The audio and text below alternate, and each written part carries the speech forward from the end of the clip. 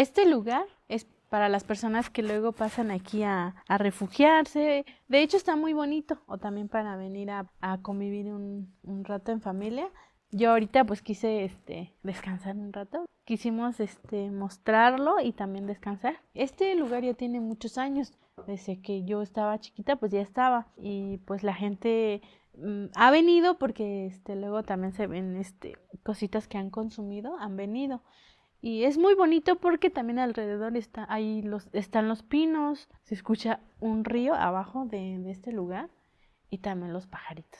Es muy bonito para despejarse, como les decía, para pasar un rato en familia. Bueno, yo tuve la oportunidad ahorita de venir y pues como está lloviendo, bueno, lloviznando, entonces quise estar aquí un ratito y también mostrarles el lugar.